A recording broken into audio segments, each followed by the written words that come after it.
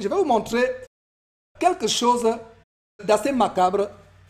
Vous serez tellement surpris, choqués, parce que je vais vous montrer une vidéo d'un de leurs pères, le soi-disant pasteur, faux pasteur ivoirien, Alexandre Amazou. Mes frères et sœurs, ce que vous êtes sur le point de regarder, c'est la prédication, c'est le sermon le plus abominable depuis l'histoire de l'humanité. En fait, selon ce que j'ai suivi, pour moi, je ne dis pas que c'est général, quand il dit c'est le sermon le plus macabre, c'est me concernant pour moi. C'est le comble de l'abomination.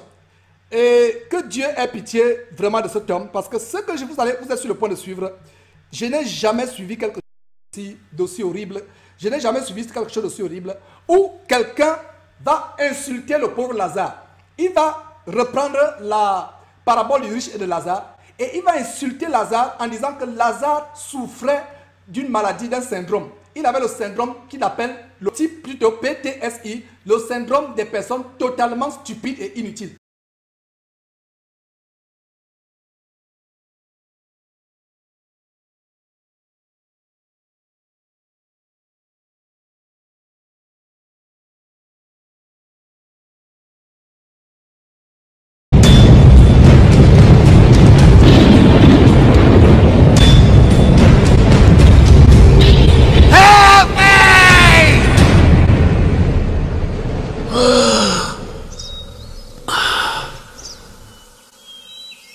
Donc voilà la parabole Lazare. Et vous allez voir aussi la stratégie qu'il utilise de couper le verset, de couper là où ça l'arrange et de continuer. Et il va insulter Lazare, en ricanant. Et vraiment c'est terrible. Et vous allez voir cela, ça m'a tellement choqué. J'avais mal au cœur. Et mes frères et sœurs, vraiment continuons à prier parce que si vous n'êtes pas ferme dans la foi, ce genre de sermon peut vous amener à développer la haine contre ce monsieur. Non, ces messieurs, Tengue, Amazou, Ivan Cassano et autres. D'ailleurs, cet Amazou-là, c'est les compères. Et je vais vous montrer d'ailleurs une vidéo, il est reçu par Cassano à ICC, comme il prêche à ICC.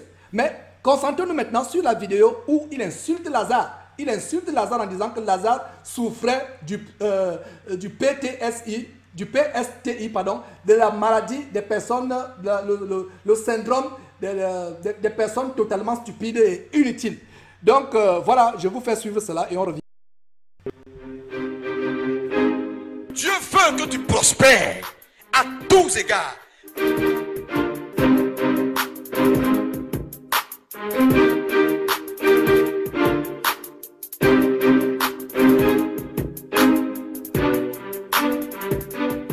S'il y a une chose que vous devez d'abord rechercher avant tout, c'est votre ressemblance à Dieu.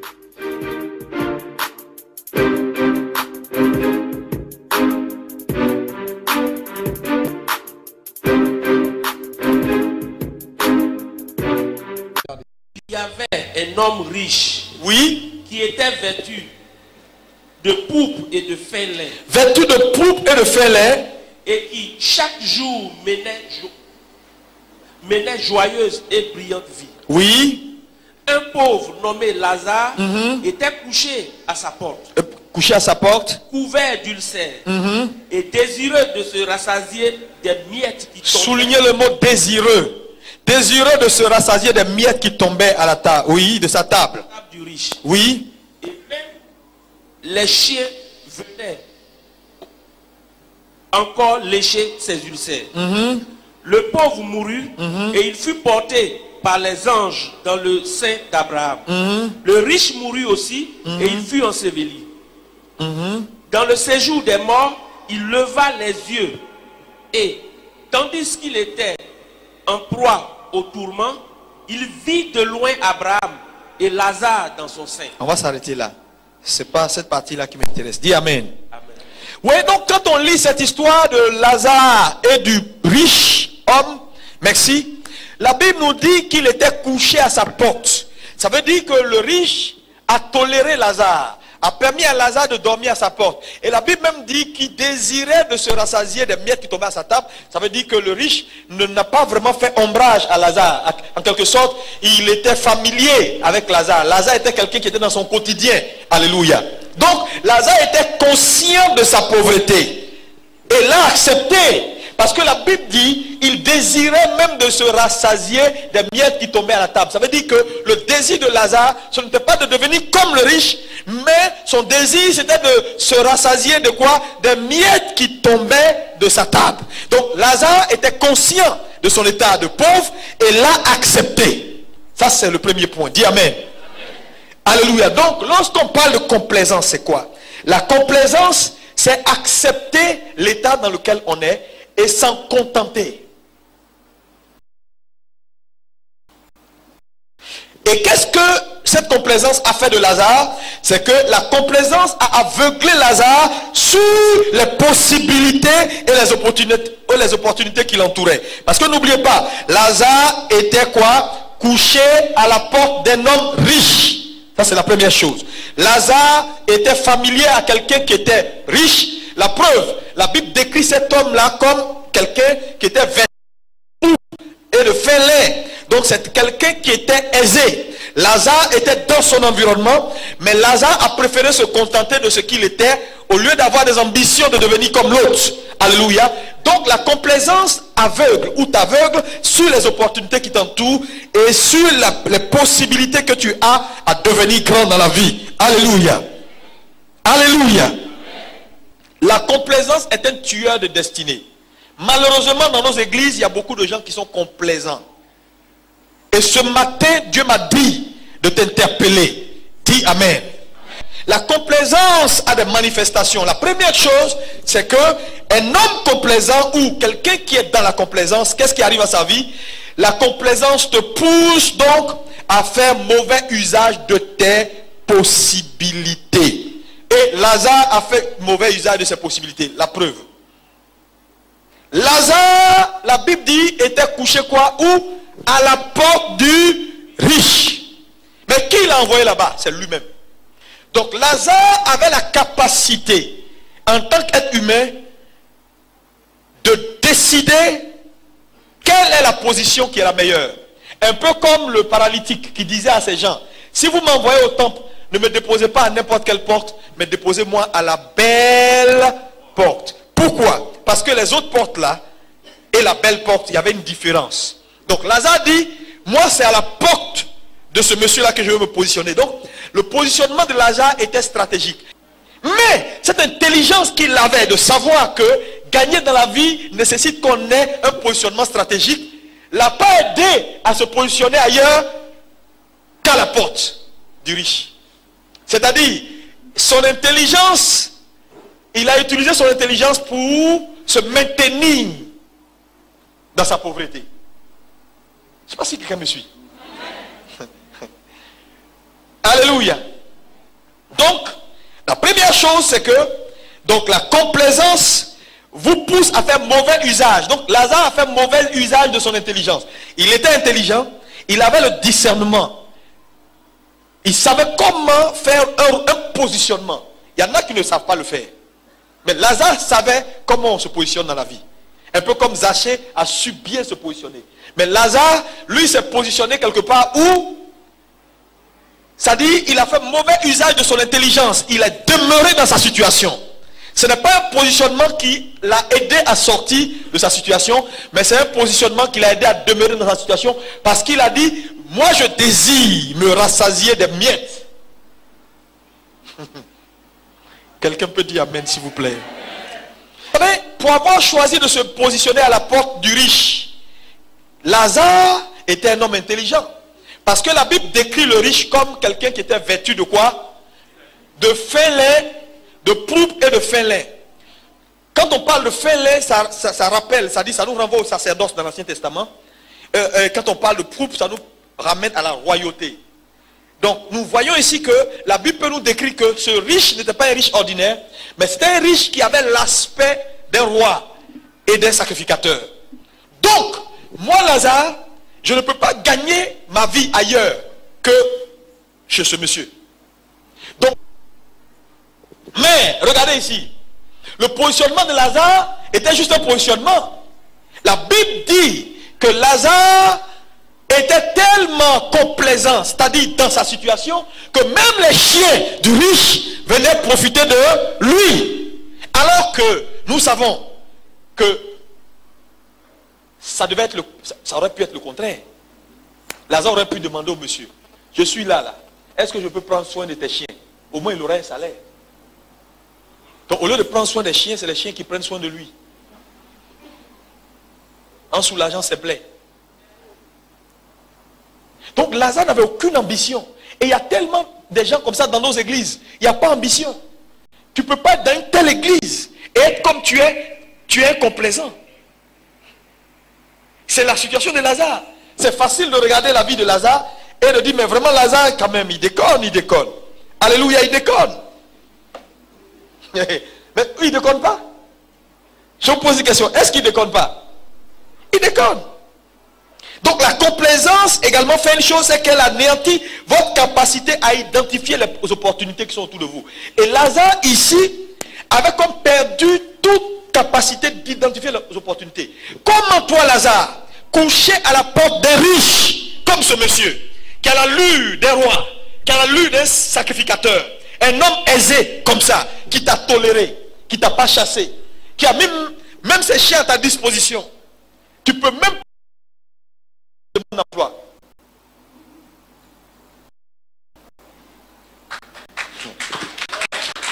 Non! Il aurait pu dire, maître, mon ami, les chiens là, je vais les promener, et puis je vais leur donner à manger, et puis tu me donnes ce que tu veux. Il aurait été intelligent, n'est-ce pas? Il n'a pas fait. Donc, au lieu de s'occuper de lui, moi je prie Dieu que les chiens de la vie ne soient pas tes maîtres. Parce que dans la vie, il y a des chiens. C'est toi qui dois être le maître et non eux, toi. Tu n'as pas bien compris mon français. Les chiens, ce sont les...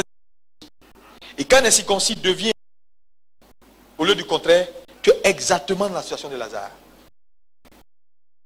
Et il y a combien de gens... C'est vraiment dommage les choses que nous sommes en train de voir là. Voilà comment quelqu'un tord l'évangile de Jésus-Christ. Et il honore, voilà quelqu'un qui honore, avant de continuer, c'est tellement terrible. Il va falloir que je mette pause pour vraiment, je suis tellement choqué.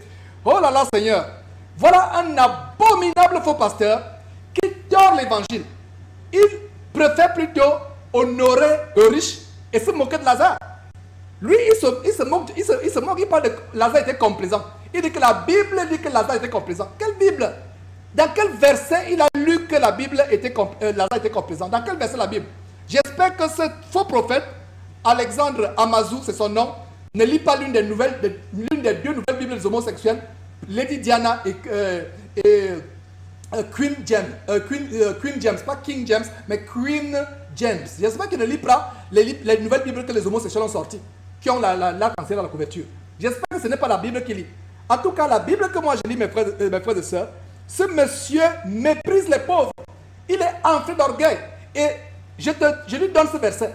Le verset Somme chapitre 10, verset 3 qui dit, le méchant se glorifie de sa convoitise et le ravisseur outrage méprise l'Éternel. Voilà un homme qui publiquement est en train de mépriser Dieu. Je vous assure, mes frères et sœurs, la parabole de Lazare, l'histoire de Lazare est l'une des plus belles histoires de la Bible. Plus belle histoire de la Bible. Et vous allez voir, je vais vous montrer comment cet homme dit à celui qui lit la Bible de couper. Il fait lire la Bible à quelqu'un pour faire croire aux gens qu'il lit la Bible. Après, il coupe. Il dit non, ce n'est pas ce qui m'intéresse. Donc, ce qui l'intéresse, c'est l'histoire de Lazare sur terre. Donc, ce qui ne l'intéresse pas, ce n'est pas l'histoire de Lazare au ciel. Et voilà cette vidéo. Pourquoi nous avons choisi cette vidéo pour cette émission? C'est la manifestation de l'évangile diabolique de la prospérité. Se contenter sur ce qui se passe sur terre. Ce qui se passe sur terre. Il dit que la complaisance est un péché. Qu'en est-il de la complaisance? Qu'en est-il de la complaisance du péché? Cet homme est complaisant vis-à-vis du péché. Est-ce que la complaisance du péché n'est pas un péché? Donc le premier péché auquel il doit se préoccuper cet homme, c'est la complaisance par rapport au péché. Il est en train de donner une parole blasphématoire. Ça c'est le comble, je vous l'avais averti. Je vous avertis que ça c'est pour moi mon opinion, c'est le sermon, la prédication la plus scandalisante. Ça plus scandalisante. Cet homme, vraiment permettez-moi l'expression, il a dépassé son maître. Il a dépassé son maître Satan. Satan doit être fier de lui. Mais pour ce qui nous concerne, cet homme doit se repentir. Il doit publiquement se repentir de cette prédication. Sinon le malheur descendra sur lui. Ce n'est pas Georges qui parle. Allez lire la Bible, vous allez comprendre que ce n'est pas Georges qui parle. Nous ne sommes pas là pour maudire qui que ce soit. Je vous donne ce que la parole de Dieu dit. Malheur à celui. Parce que Galates chapitre 1, versets 8 et 9 disent: quand bien même les apôtres comme Pierre, Paul et autres annonceraient un autre évangile que celui qui a été annoncé, même les anges venus du ciel, que cette personne soit anathème, et c'est repris 2 fois. Anathème signifie un sujet élevé de malédiction. Donc voilà comment quelqu'un est en train de tordre la meilleure, la plus belle histoire du Nouveau Testament. Pour moi, l'une des plus belles histoires du Nouveau Testament. Voilà comment cet homme est en train de faire un coup de démonologie. Il se moque, donc lui, il préfère amener les gens à glorifier le riche et à se moquer de Lazare. Et tout le monde dit Amen, Amen, Amen. Oh Seigneur, j'ai les larmes aux yeux. Lisez vos Bibles, mes frères et sœurs. Sortez de ces camps de concentration. Lisez vos Bibles. Et nous allons voir la belle histoire de Lazare tout à l'heure. Après ce cirque luciférien, satanico-diabolique et luciférien, je vais vous montrer la belle histoire de Lazare. Et il a dit au type: arrête-toi là, c'est tout ce qui m'intéresse. Tout ce qui l'intéresse, c'est la vie de Lazare sur terre. Ça veut dire quoi? Ça veut dire que l'évangile qu'il prône, c'est l'évangile du royaume maintenant. L'évangile de ne penser qu'aux choses de la terre. Ils prêchent leur ventre et leur bas-ventre. Et ne pensent qu'aux choses de la terre. Donc la vie pour eux s'arrête à la terre. C'est pour ça qu'ils se concentrent sur la vie de Lazare. Mais ce qu'ils oublient, c'est que quel a été le sort de Lazare? Et quel a été l'homme riche? Il ira bien qui ira le dernier. L'homme riche qui se moquait de Lazare, quelle a été sa fin? Et ça, il a caché. Alors jusqu'à la fin de la prédication, il ne le montre pas. C'est terrible, mes frères et sœurs. Vous connaissez la vérité et la vérité vous affranchira. Nous sommes là pour démontrer ces choses. Et voilà vraiment l'évangile diabolique de prospérité. Et cet homme, voilà cet homme qui a été invité chez Ivan Kassanou. Voilà, Ivan Kassanou. Ce matin, nous avons le privilège, l'honneur de recevoir un frère que nous apprécions beaucoup, le pasteur Alexandre Amazou de l'église Alliance Biblique Missionnaire. Je vous demande de accueillir avec moi ici sur vos acclamations pour le Seigneur. Merci.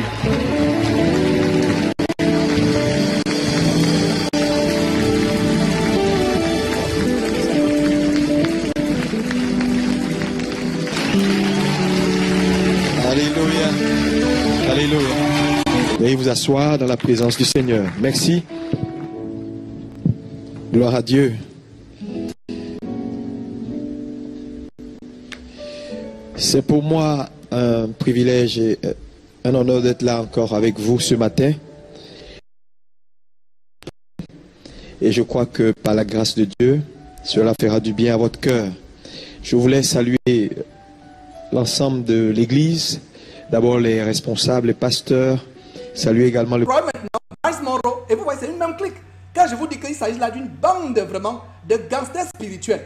Ces gens-là, au lieu d'aller braquer les banques, braquent le peuple de Dieu avec une arme, la Bible. C'est pas parce que la Bible dit que la parole de Dieu est une arme, une épée double tranchant, que certains faux pasteurs vont l'utiliser pour braquer le peuple de Dieu. braquer, voler le peuple de Dieu. Donc continuons avec cette prédication qui est le comble de l'abomination. Lazare, la Bible dit, était couché quoi? Où? À la porte du riche. Mais qui l'a envoyé là-bas? C'est lui-même. Donc Lazare avait la capacité, en tant qu'être humain, de décider quelle est la position qui est la meilleure.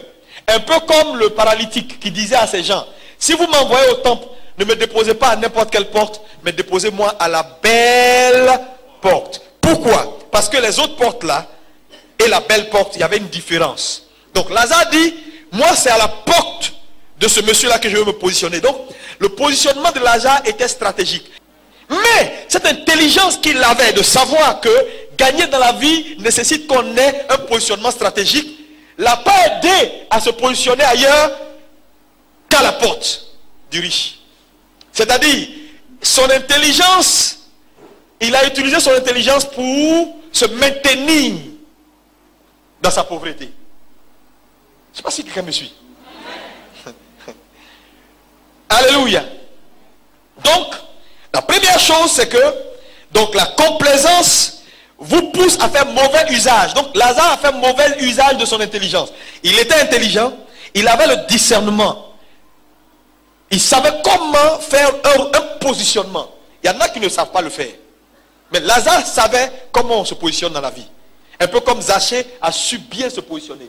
Mais Lazare, lui, s'est positionné quelque part où, c'est-à-dire, il a fait mauvais usage de son intelligence. Il est demeuré dans sa situation. Ce n'est pas un positionnement qui l'a aidé à sortir de sa situation, mais c'est un positionnement qui l'a aidé à demeurer dans sa situation, parce qu'il a dit, moi je désire me rassasier des miettes. Quelqu'un peut dire amen s'il vous plaît.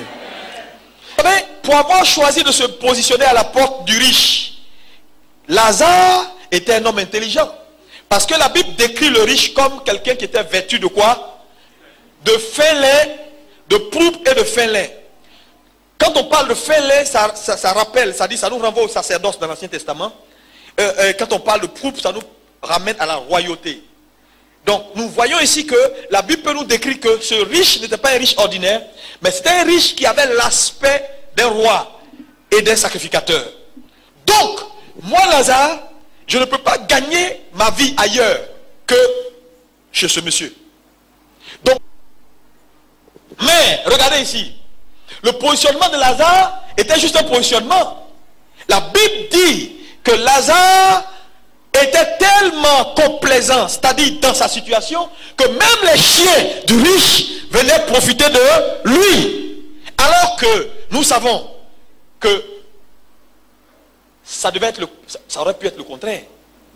Lazare aurait pu demander au monsieur, je suis là, est-ce que je peux prendre soin de tes chiens? Au moins il aurait un salaire. Donc au lieu de prendre soin des chiens, c'est les chiens qui prennent soin de lui. En soulageant ses plaies. Donc Lazare n'avait aucune ambition. Et il y a tellement de gens comme ça dans nos églises. Il n'y a pas d'ambition. Tu ne peux pas être dans une telle église et être comme tu es complaisant. C'est la situation de Lazare. C'est facile de regarder la vie de Lazare et de dire, mais vraiment Lazare quand même, il déconne. Alléluia, il déconne.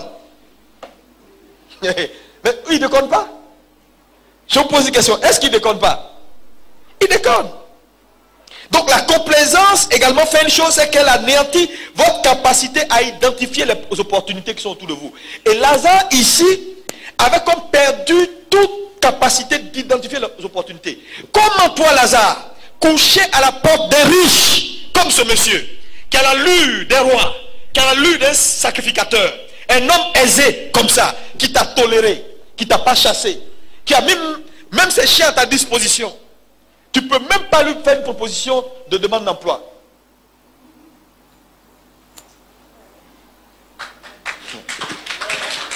Non! Il aurait pu dire, maître, mon ami, les chiens là, je vais les promener, et puis je leur donne à manger, et puis tu me donnes ce que tu veux. Il aurait été intelligent, n'est-ce pas? Il n'a pas fait. Donc, au lieu de s'occuper des chiens, les chiens s'occupaient de lui. Moi, je prie Dieu que les chiens de la vie ne soient pas tes maîtres. Parce que dans la vie, il y a des chiens. C'est toi qui dois être le maître et non eux, toi. Tu n'as pas bien compris mon français. Les chiens, ce sont les incirconcis. Et quand un incirconcis devient ton maître, au lieu du contraire, tu es exactement dans la situation de Lazare. Et il y a combien de gens assis ici, là, leurs maîtres, ce sont des chiens. Au lieu d'entretenir des chiens, c'est les chiens qui les entretiennent. Est-ce que vous pouvez imaginer, réfléchissez 2 minutes, imaginez le chauffeur de Bill Gates, l'un des hommes les plus puissants au monde, moisi, clochard. Ça passe pas. Ça passe pas, non? Comment tu peux être chauffeur de Bill Gates et tu t'en sors pas? C'est ce qu'on voit dans l'église. Quand tu vois la vie de certains chrétiens, c'est exactement ce qui se passe. Comment tu peux être dans un environnement comme celui-ci? Comment? Je comprends pas certaines personnes, c'est-à-dire, ils marchent avec le président. Tous, dans le temps là, tous ceux qui marchaient au fond, il n'y a pas, même le boy, il s'en sort. Comment? Les boys. Tu sais, il y a des choses qui sont automatiques. Quand on a de l'intelligence et on n'est pas incomplaisant, il y a des choses qui sont automatiques. Dieu va te positionner. Mais le positionnement que Dieu te donne, si tu laisses la complaisance te prendre, tu n'auras que tes 2 yeux pour pleurer. Et voilà ce qui se passe. Des gens sont assis dans des églises où la parole vient avec efficacité, où l'environnement est propice, où on parle progrès, où on parle prospérité. Mais quand tu regardes la vie, tu te demandes, ils sont de quelle planète? Parce que la complaisance leur a enlevé toute capacité d'identifier même les opportunités qu'ils ont. Lazare est resté là, il dit, moi je désire une seule chose, me rassasier des miettes. Comment tu peux avoir comme désir dans ta vie, te rassasier des miettes qui tombent à la table de quelqu'un? Alors que tu es dans un environnement où tout peut arriver à ta vie. Le monsieur qui passe matin, midi, soir, qui te salue là, ce n'est pas n'importe qui. Ça, c'est quand on n'a pas d'ambition, ça. Mais regardez, certaines personnes qui ont tout, qui sont à la porte, qui sont dans l'église, qui ont la parole, qui ont Dieu, qui ont les personnes qu'il faut, mais qui n'ont aucune intelligence pour réfléchir. Ils se noient. Comment un homme peut être comme Lazare?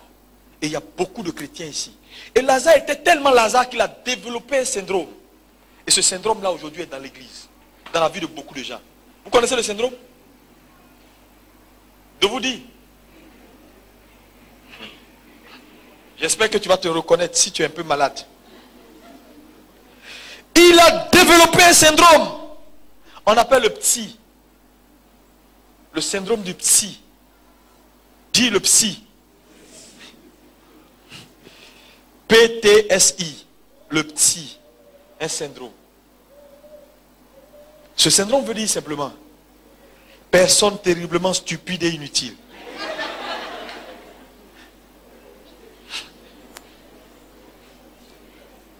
Faut pas rire. Écris le psy. C'est-à-dire Lazare, non mais c'est-à-dire sincèrement, son affaire est sérieuse. Et ce syndrome-là guette plein de gens. C'est-à-dire le syndrome l'a tellement frappé que Dieu a jugé qu'il n'était plus utile qu'il reste sur terre. Il n'a qu'à rentrer.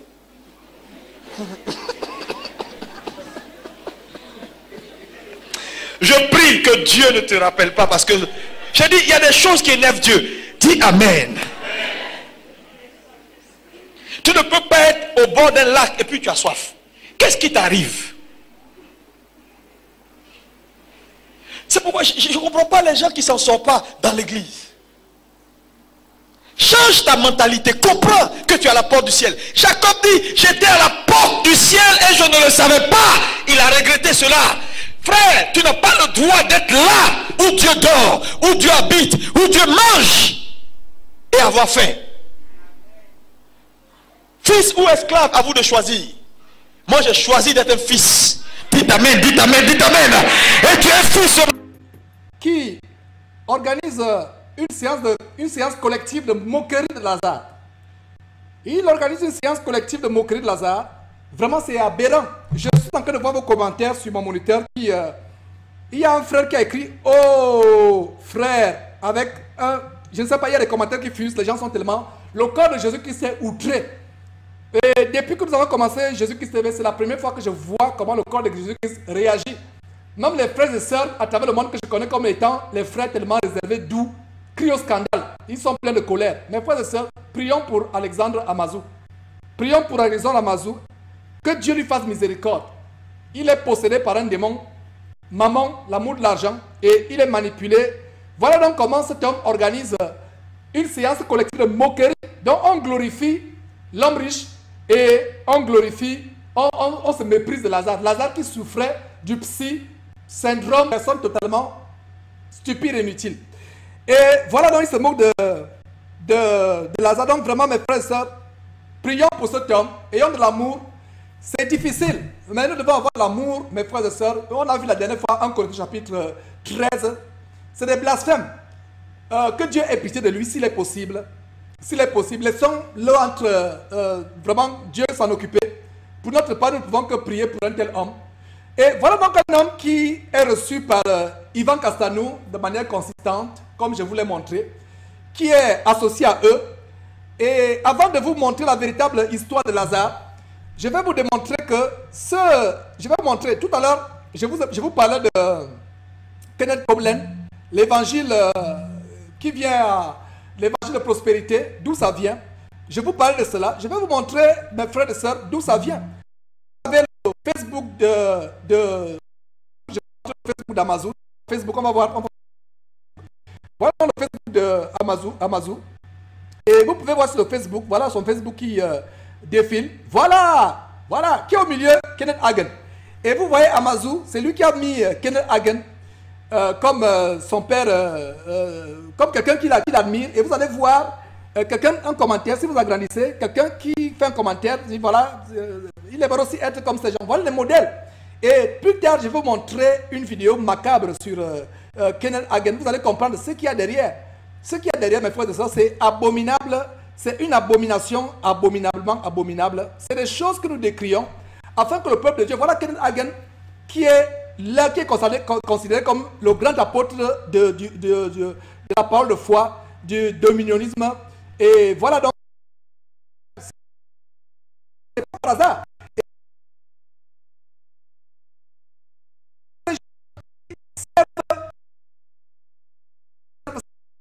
Et quand j'exagère, quand je dis telle fille de maman, tel enfant de ceci, cela, les gens, la Bible parle d'enfants, de fils du diable. Regardez, allez lire la Bible. C'est des enfants de malédiction. Allez lire 2 Pierre chapitre 2. Mais nous continuons à intercéder. J'avais le choc.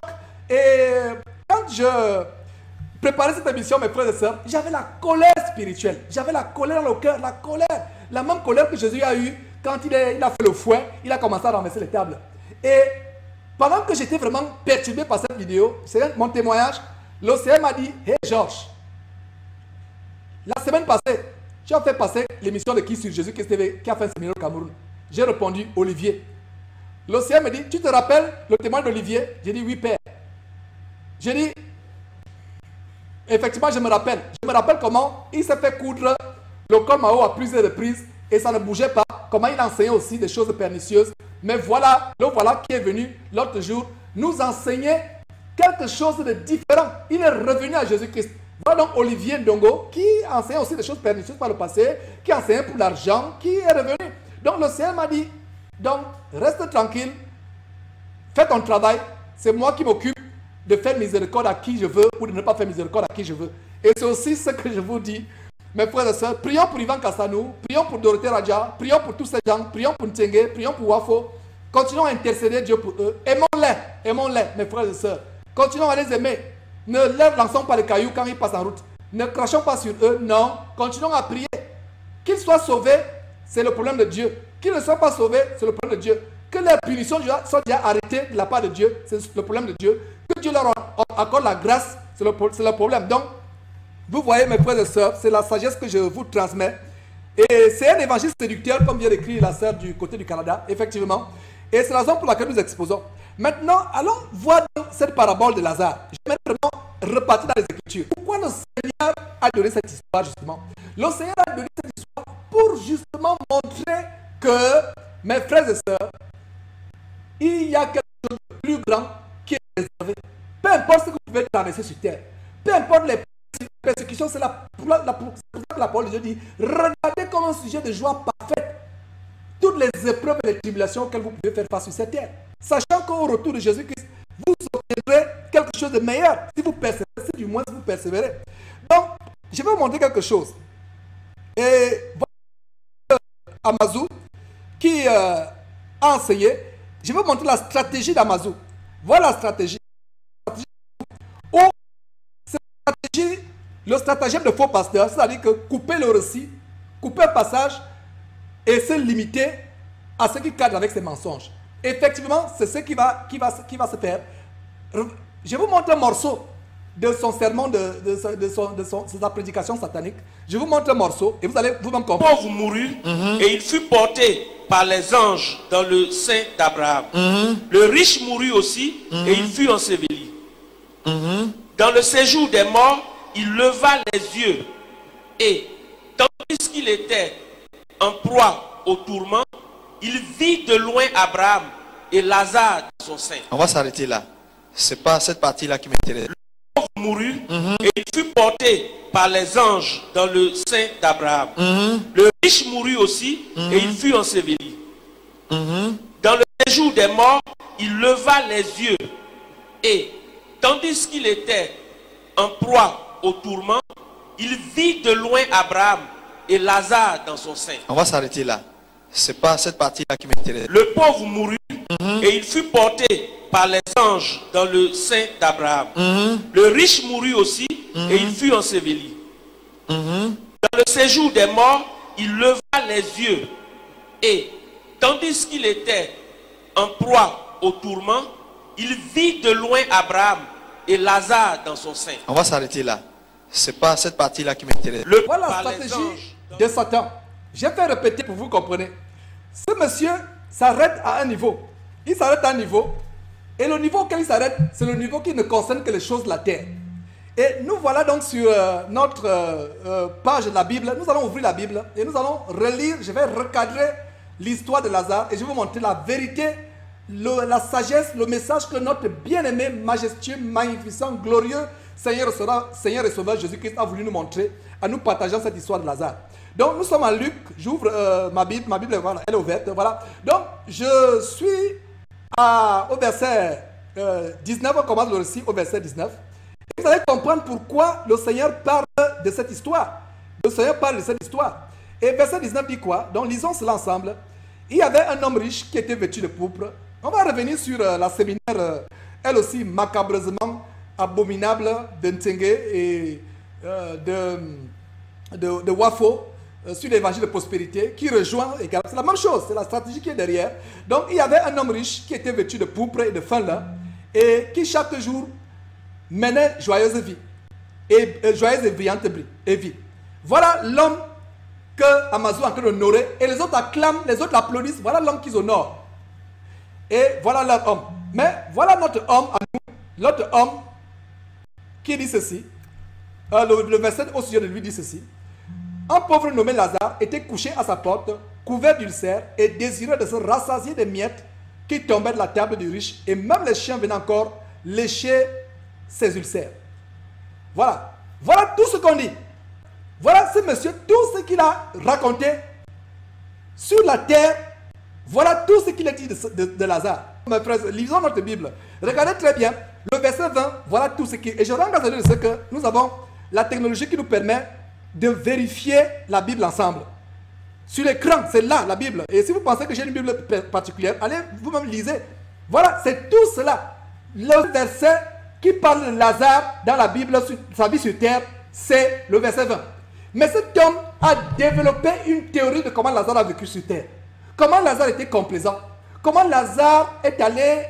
Il avait pourtant une intelligence, il a pu déceler des opportunités, mais il n'a pas mis en pratique. Montrez-moi où il a pris ça.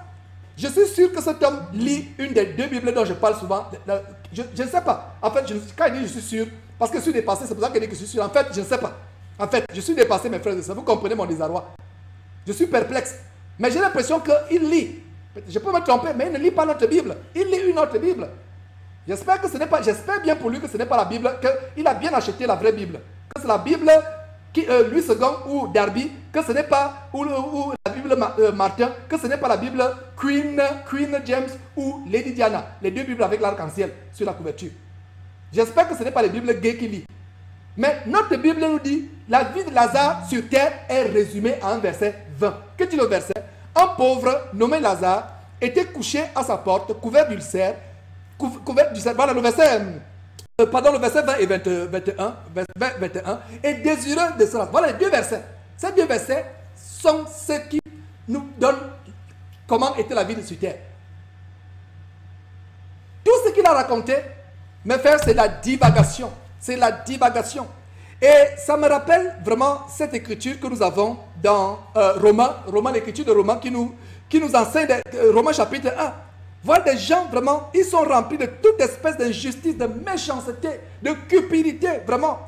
Plein d'envie, de meurtre, de querelle, de ruse, de malignité. Allez lire cela dans Romains chapitre 1. Cet homme Amazou est rempli, c'est vraiment la description. C'est pour de tels hommes que Paul a eu la révélation d'écrire dans Romains chapitre 1, à partir du verset 9. Il a dit, étant rempli de toute espèce d'injustice, de méchanceté, de cupidité, de malice, plein d'envie, de meurtre, de querelle, de ruse. Regardez, de ruse, la malignité. Verset 30, rapporteur, médisant, impie, arrogant, hautain. Regardez, arrogant. Il se moque, il ricane, il éclate de rire.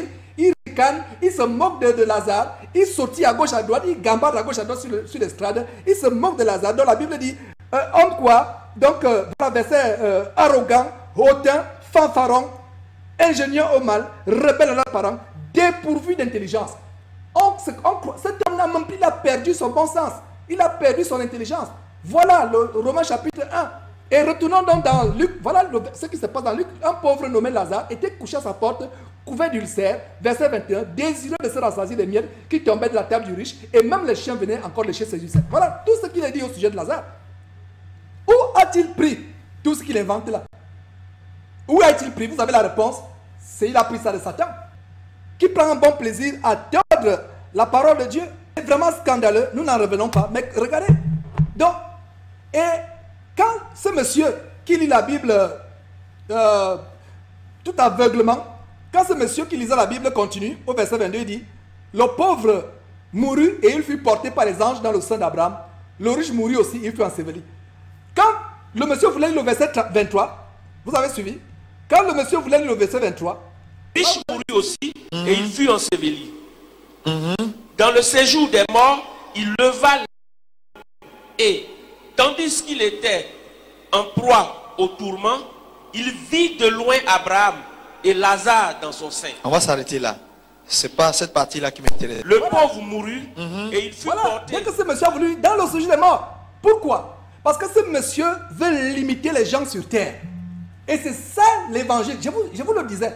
C'est vraiment astucieux. J'espère que si quelqu'un comprend l'astuce, vraiment si quelqu'un comprend l'astuce, dites Amen. S'il vous plaît, si quelqu'un comprend l'astuce.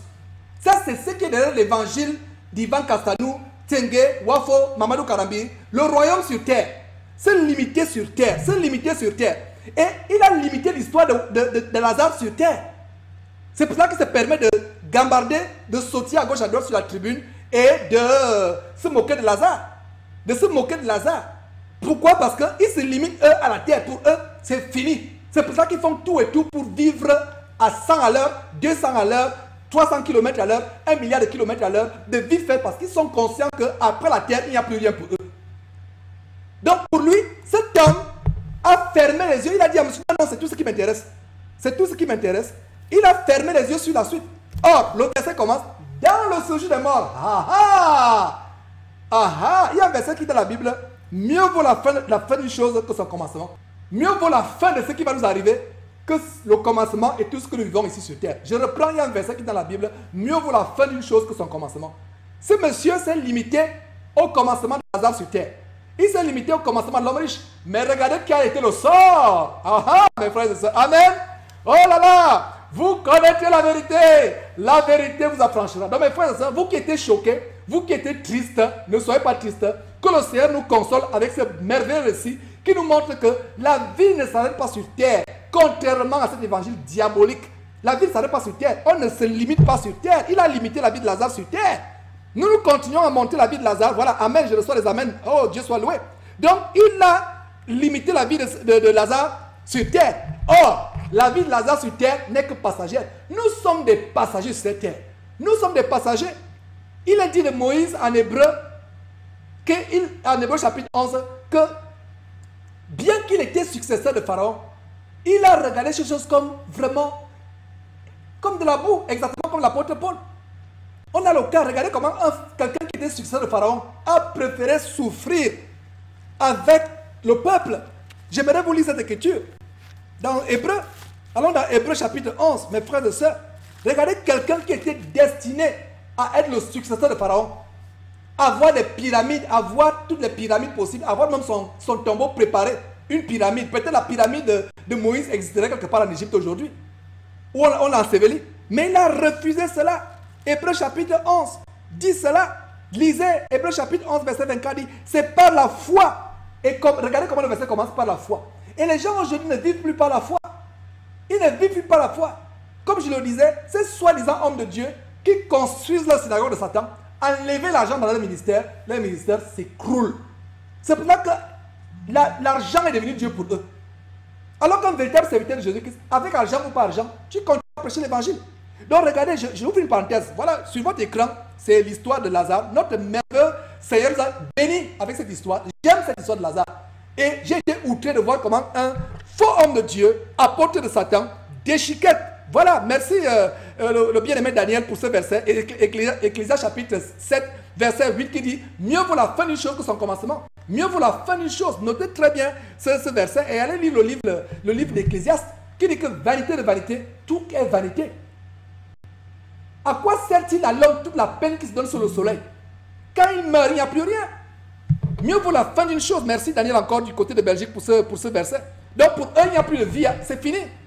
C'est ça l'évangile du roi maintenant. Le dominionnisme, le kingdom now, the war of faith. Tout se limite sur la terre. Voilà de quoi Wafo était parlé lors de cette conférence sur laquelle on va revenir tout à l'heure. Donc, verset 23, plutôt verset 24 dans Hébreu chapitre 11, c'est une parenthèse. C'est par la foi. Regardez d'abord le verset 23. Le verset 23 dit, c'est par la foi, Hébreu chapitre 11 s'il vous plaît, verset 23. C'est par la foi que Moïse, à sa naissance, fut caché pendant 3 mois par ses parents, parce qu'ils virent que l'enfant était comment? Beau, et qu'ils firent quoi? Ils ne craignirent pas l'ordre du roi. Regarde la foi. Ils ont défié l'ordre du roi. L'ordre du roi, c'était d'exposer les enfants, de les faire tuer. Mais là, ils ont défié, ils n'ont pas eu peur. C'est ça un chrétien. Nous n'avons pas reçu un esprit de timidité ou de peur. Un fils de Dieu est vaillant dans la foi. Il est vaillant. Donc, ils n'ont pas eu peur. Verset 24, il est dit, aimant, voilà, verset 24, c'est par la foi que Moïse, devenu grand, refusa d'être appelé fils de la fille de Pharaon. Il a refusé d'être appelé fils de la fille de Pharaon. Il a refusé. Devenu grand, il a dit non, je ne refuse d'avoir cette appellation. Je refuse d'avoir cette appellation. Je refuse, je ne veux pas être appelé fils de la fille de Pharaon. Il a refusé. Voilà. Regardez. Quelqu'un qui a tout abandonné. Ils aiment prendre l'exemple d'Abraham. Qui prennent l'exemple aussi de Moïse. Il a tout abandonné. Ces gens qui prennent du plaisir, comme je vous ai montré, Alain Tsengue en train de se filmer à côté du président. Les gens qui recherchent la gloire de ce monde. Qui courent, qui torchent, comme on dit au Gabon. Torcher au Gabon, ça veut dire que rechercher avidement. Alain Tsengue va comprendre de quoi je parle. Nous sommes Gabonais. Donc, qui torchent la gloire de ce monde. Ils torchent, ils recherchent avec avidité. Il se délecte à côté du président Yahi Boni, qui a rendu une visite occulte à PCC. Une visite de vaudou et de franc-maçonnerie à l'église de PCC de l'abominable fille de Maman et de Jézabel, Dorothée Raja. Nous continuons à prier pour ces gens pour qu'ils se repentent s'il est possible. Dorothée Raja comme Tsengue et autres ont essayé de faire fermer toutes nos vidéos sur YouTube. YouTube nous a donné gain de cause. Et c'est l'encouragement du Seigneur. Voilà quelqu'un qui se filme devant Yahi Boni et visiblement, vous pouvez voir le sourire. Vous pouvez voir la joie, la délectation. Comme un petit enfant qui est devant Michael Jackson. Ou devant une star de Disney. Voilà Moïse qui a fui la gloire de ce monde. De quel évangile parlez-vous? Moïse refusa d'être appelé fils de Pharaon. Et ils vont vous dire que c'est bien. Dominer sur terre. Et je vous expliquais de quelle domination il parle. Ils n'ont pas compris dans quel sens Dieu parlait de domination. Et quand Adam et Ève ont péché, ils n'avaient plus la domination sur la terre. Toi, Ntsenge, ou bien toi, Wafo, allez vous amuser avec le pitbull de votre voisin, là-bas en France, qui est affamé.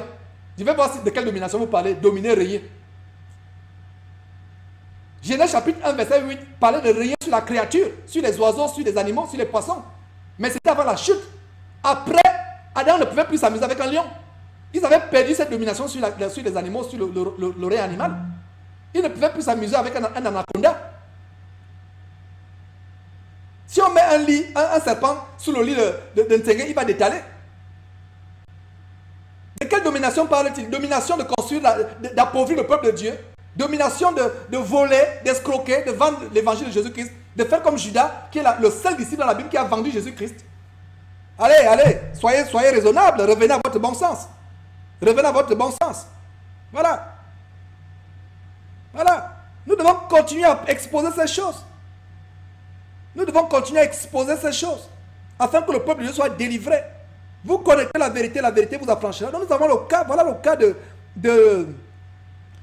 Moïse, qui refusa, au verset 24, Hébreux chapitre 11, qui refusa d'être appelé fils de la fille de Pharaon, verset 25, aimant mieux être maltraité avec le peuple de Dieu que d'avoir pour un temps la jouissance du péché. Voilà les gens qui sont dans la jouissance du péché 24 sur 24 heures et qui parlent, qui enseignent des choses pernicieuses. Et vous voyez, ils se moquent même des pauvres. Et comme nous allons vous le débattre, c'est Ntsenge, Ivan Kassano et autres, Yves Kassano, vous avez vu, ils se moquent des pauvres, pourtant c'est des parasites. Ils se moquent des gens qui les nourrissent. Vous qui êtes dans leur bâtiment, ils se moquent de vous, alors que c'est vous à cause de leur dîme, à cause des achats que vous faites de leurs livres, des CD. Ils se moquent de vous, ne réalisez même pas cela. Ils disent qu'ils montent des entreprises. Ils montent des entreprises avec quoi? N'est-ce pas avec vos offrandes? N'est-ce pas avec vos dons? N'est-ce pas avec votre argent? Des véritables parasites comme cela, qui vivent à vos dépens et qui n'ont même pas le scrupule d'être reconnaissants. Même les voleurs au monde, quand un voleur dans le monde vole, il y a quand même des voleurs qui ont le respect pour les gens.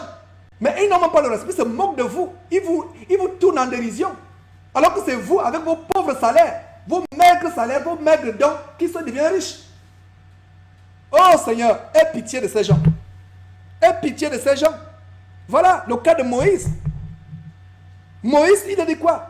Verset 25, aimant mieux être maltraité avec le peuple de Dieu que d'avoir pour un temps la jouissance du péché. Verset 26, regardant le propre de Christ comme une richesse plus grande que les trésors de l'Égypte, car il avait les yeux fixés sur la rémunération. Il avait les yeux fixés sur quoi? Sur la rémunération. Donc Moïse anticipait déjà la gloire manifestée en Christ Jésus. Bien que Jésus n'était pas encore sorti de la descendance de David, il regardait cela, il anticipait. C'est avec anticipation qu'il attendait la rémunération. Il avait salué d'avance Jésus-Christ. Et Moïse aura part à cela. Il aura part. Verset 26, regardant le propre de Christ comme une richesse. Et ces gens aujourd'hui ont honte de Christ. Ils ont honte de la croix de Christ. Ils ont honte de la flagellation de Christ. Ils marchent en ennemi de la croix. Ils ont honte de le propre. C'est pour ça qu'ils vous enseignent des choses telles que Jésus qui n'est pas mort sur la croix. Jésus qui n'est pas venu pour qu'on naisse de nouveau. Jésus qui est venu pour établir un royaume. C'est le mensonge. Donc Moïse, verset 26, regardant le propre de Christ comme une richesse plus grande que les trésors de l'Égypte, car il avait les yeux sur quoi? Fixés sur la rémunération. Verset 27, c'est par la foi qu'il quitta l'Égypte sans être effrayé de la colère du roi, car il se montra ferme comme voyant celui qui est invisible. Il avait les yeux fixés sur ce qui est invisible. Voilà. Soyons consolés par ces paroles. Soyons consolés. De quel évangile ces gens parlent? Parlez-moi d'évangile. Ça, c'est l'évangile de Jésus. Qu'est-ce que nous partageons sur Jésus-Christ TV? Continuons maintenant sur l'écran, s'il vous plaît. Analysez pour que vous puissiez correctement lire. Donc, dans le sujet de mort, lisons maintenant la belle partie que le faux apôtre, prophète de Mammon et de Satan, a couvert. Donc, dans le sujet de mort, il leva les yeux. Et tandis qu'il était en proie au tourment, il vit de loin Abraham. Et Lazare dans le sang. Donc, qui se moque de qui maintenant? Qui se moque de qui? Voilà le monsieur que Amazou soutenait. Voilà le monsieur qu'Amazou soutenait. On va voir qui se moque de qui. Je comprends pourquoi il n'a pas voulu que le monsieur continue sa lecture. Dans le séjour des morts, il leva les yeux. Et tandis qu'il était en proie au tourment, il vit de loin Abraham et Lazare dans le sang. Il s'écria, Père Abraham, prie pitié de moi et envoie Lazare pour qu'il trempe le bout de son doigt dans l'eau et me rafraîchisse la langue, car je souffre cruellement dans cette flamme. Voilà. C'est pour toi, Mazou, que j'ai lu de cette manière. C'est pour toi que j'ai lu de cette manière. Et je n'ai même pas, ça veut dire que je suis même, je pense que je n'ai même pas bien. Il aurait fallu qu'on ait quelqu'un de Hollywood pour bien nous lire ce passage. Amen, mes frères et sœurs. Soyez dans la joie. Ne soyez pas affligés par l'évangile diabolique qu'on prêche. Soyez dans la joie. Et puisse le Seigneur mettre la joie et la paix dans votre cœur pendant que nous continuons cette émission. Voilà. C'est ça. Dans le sujet de mort, tandis qu'il était en proie au tourment, il était en proie, surlignons tout. Tandis qu'il était en proie au tourment, voilà. Voilà la vraie, ça a commencé. Il était en proie au tourment. Et il s'écria en proie au tourment. Qui se moque encore de qui? Ah, voilà. Il dit, il s'écria, Père Abraham, aie pitié de moi, et envoie Lazare pour qu'il tremble le bout de son doigt dans l'eau et me rafraîchisse la langue, car je souffre cruellement dans cette flamme. Oh, mes frères et sœurs, regarde la réponse d'Abraham. La réponse d'Abraham, c'est la suivante. Abraham répondit, mon enfant, souviens-toi, souviens-toi. Ces gens ne se souviennent, ils ont la mémoire courte. Leur conscience est souillée. Ils ne pensent que, là, ils sont bornés aux choses de la terre.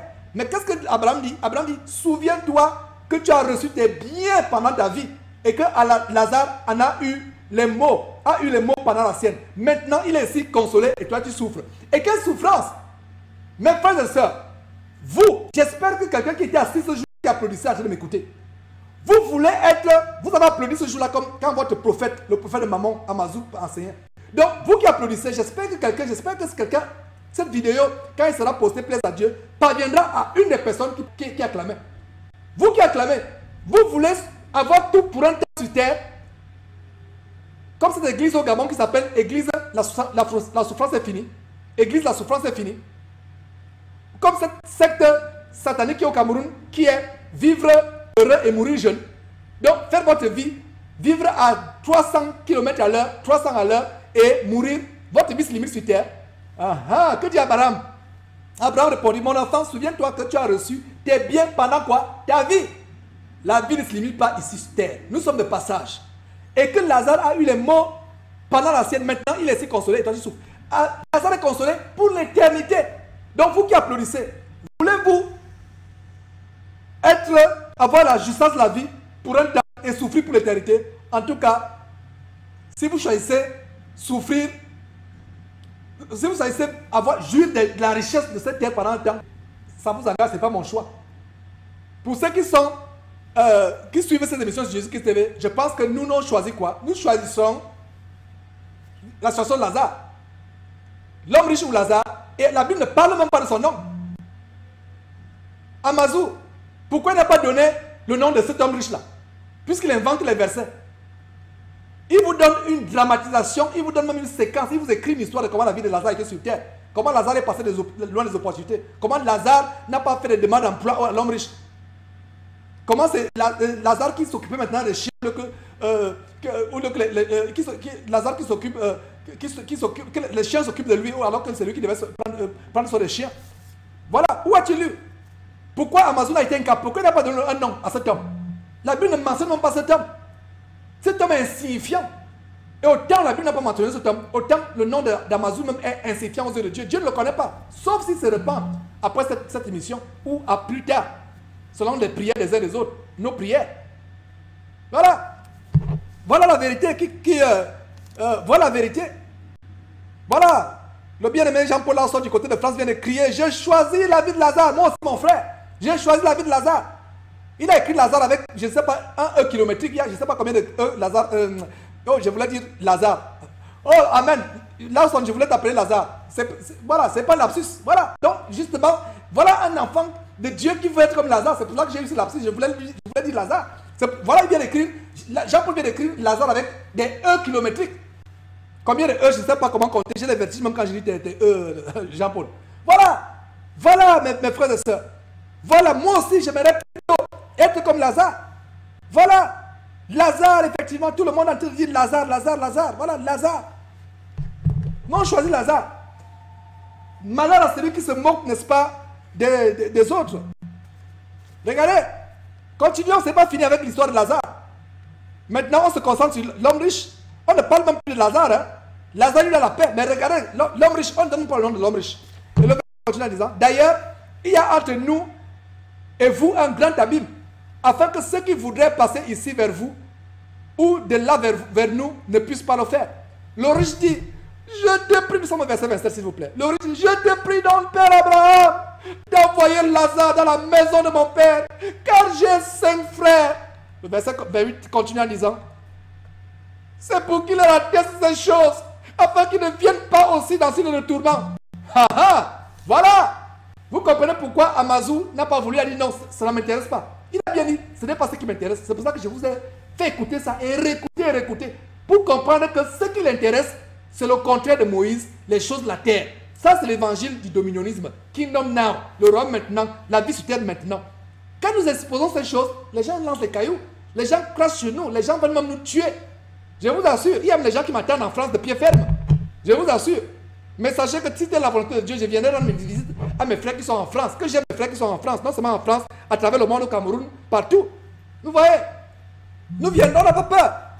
Non, c'est ça. C'est ça. Donc on va, voilà, la sœur Navarre du côté de France justement dit, même si on reste toute la nuit, effectivement, on a les choses, on va déballer cet évangile diabolique de prospérité, on va le déballer aujourd'hui. Donc voilà qui dit, pour qu'il atteste des choses. Maintenant, qui se moque de qui? Qui se moque de qui? Qui se moque de qui maintenant? Donc continuons, on va voir, voilà, donc on continue. Et le verset, Abraham, voilà, Abraham lui répondit, ils ont Moïse et les prophètes qui les écoutent. Et il dit, non Abraham, verset 30, non Abraham, mais si quelqu'un des morts va vers eux, ils se repentiront. Ah là là, verset 31, il a dit quoi? Abraham lui dit, s'ils n'écoutent pas Moïse et les prophètes, ils ne se laisseront pas persuader quand même quelqu'un des morts ressuscitera. Voilà, et j'ouvre une parenthèse sur cette mouvance qu'il y a aujourd'hui. Dieu m'a dit à gauche, Dieu m'a dit à droite, j'ai eu ceci comme vision. Je répète que, comme je l'ai dit, peut-être beaucoup de personnes n'ont pas bien compris ce que j'ai dit la dernière fois, que selon Joël chapitre 2 verset 28, Dieu donne les visions aux gens. Donc ce ne sont pas toutes les visions. C'est vrai que la plupart des visions aujourd'hui, je ne sais pas, enfin, selon moi, selon les visions que j'ai écoutées, je ne sais pas qu'en est-il de vous, mais les visions que moi j'ai écoutées, quand j'analyse à la lumière de la parole de Dieu, elles sont presque toutes fausses. Elles sont presque toutes, je ne dis pas elles sont toutes, elles sont presque en 98%, 99% fausses. Quand j'écoute, il y a des choses contradictoires. Hein? Il y a des choses contradictoires. Je ne dis pas que Dieu ne peut pas vous montrer les visions, puisque c'est biblique. Mais faisons attention. Voilà Abraham qui dit, quand bien même un mort, parce que les gens aujourd'hui, si on leur raconte, lit la Bible, ils ne croient pas. Il faut d'abord qu'on leur dise que quelqu'un est mort, il est ressuscité, c'est là qu'il va croire. C'est contraire à ce qu'Abraham a dit. Abraham a dit quoi? S'ils n'écoutent pas les Moïse et les prophètes, ils ne se laisseront pas persuader quand même quelqu'un des morts ressusciterait. Vous pensez qu'Abraham avait tort? Si quelqu'un a du mal à croire la parole de Dieu et il croit facilement quand quelqu'un est ressuscité, ça veut dire que vous contredisez Abraham. Ça veut dire que vous faites la même chose qu'Amazou, qui a contredit, qui a même défié Jésus-Christ. Vous voyez? Et Abraham lui dit, s'il n'écoute pas Moïse et les prophètes, s'il ne se laisse pas persuader, quand bien même un mort viendra, quand bien même quelqu'un, ils ne se laisseront pas persuader, quand bien même quelqu'un des morts ressusciterait. Donc, si quelqu'un croit parce que quelqu'un a vu la mort, a vu l'enfer, le paradis, il est mort, il est ressuscité, mais a du mal à croire la parole de Dieu, il y a un problème. Il y a un problème. Donc voilà, mes frères, c'est ce que je voulais vous montrer. Et vraiment ces choses, vraiment que l'océan soit loué, glorifié par toutes ces choses que nous exposons.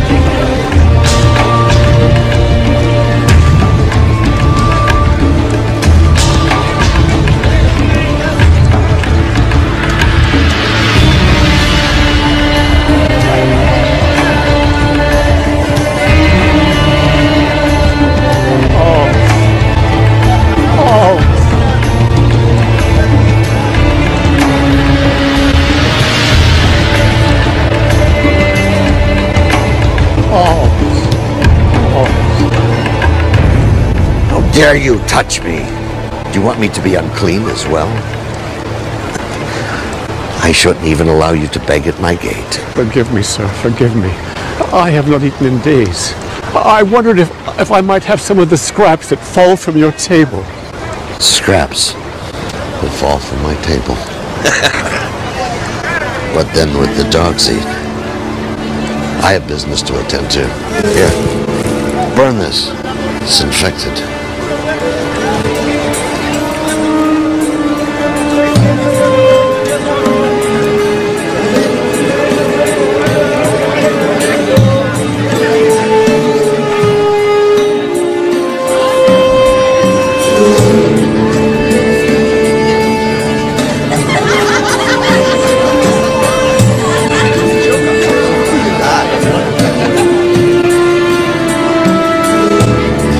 Finally here!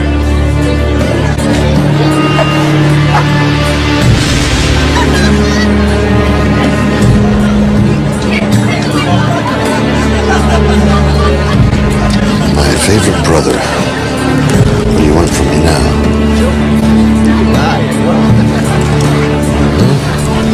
We've spared no expense today. I can see that. There was a rich man who dressed in purple and fine linen and lived in luxury. At his gate was laid a beggar named Lazarus, covered with sores, and longing to eat what fell from the rich man's table.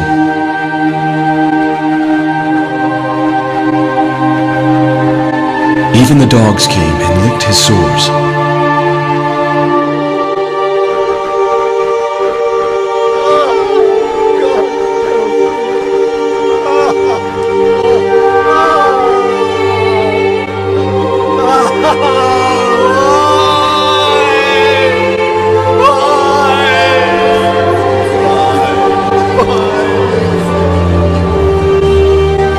The time was fulfilled for both men to die and pass from this life to the next.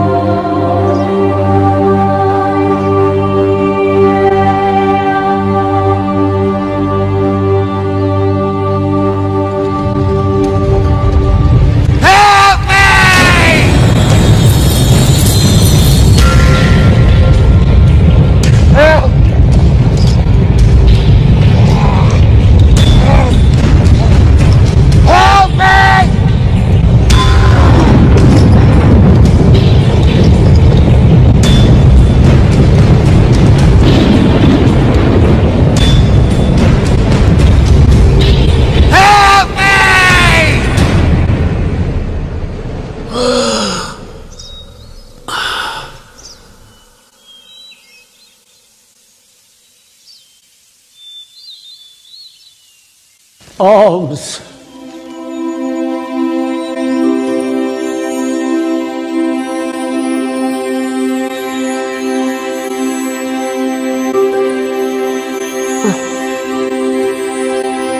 Welcome. Father Abraham? Yes. Yes, I am Abraham. Welcome to paradise. Paradise? Yes, Lazarus. Paradise!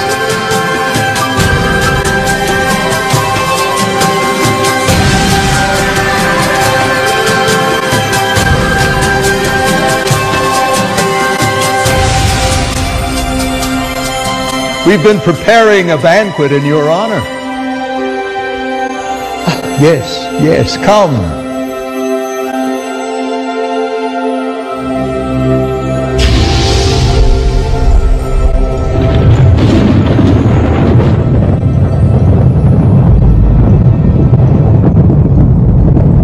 Father Abraham!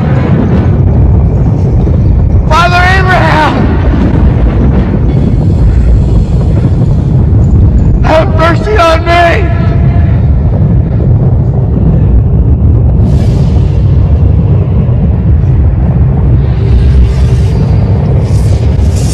I saw you with Lazarus. Send him to me. And he might dip the point of his finger in the water and touch my tongue. I'm in agony from these flames!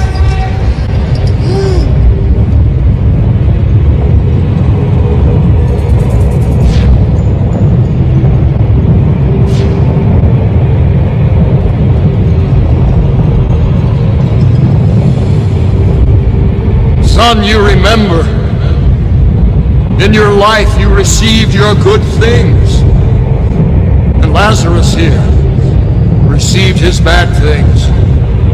Now he is being comforted and you are in agony.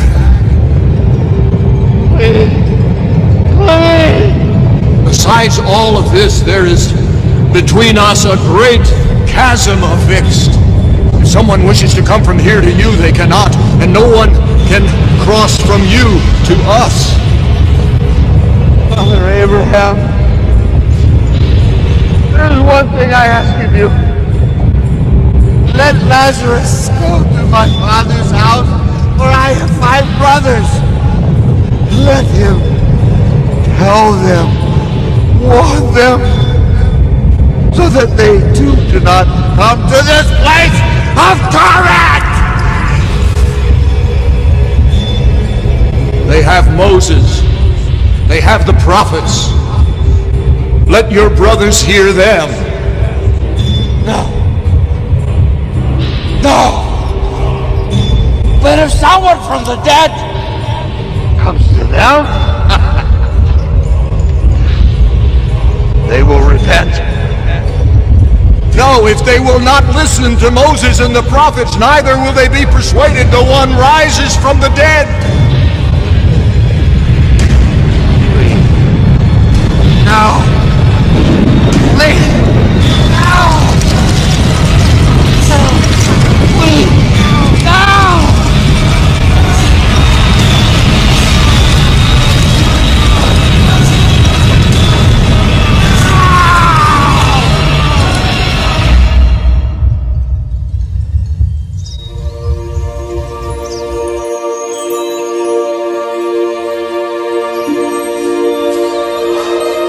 Lazarus, come to the place your father has prepared for you.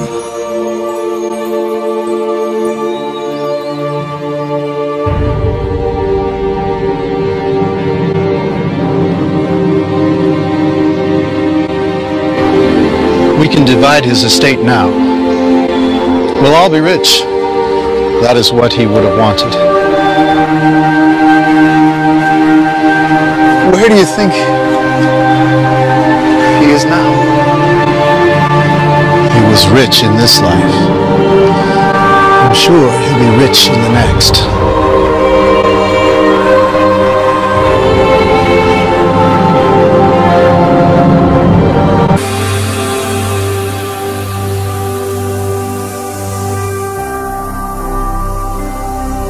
Jésus-Christ TV, vous connaîtrez la vérité et la vérité vous affranchira.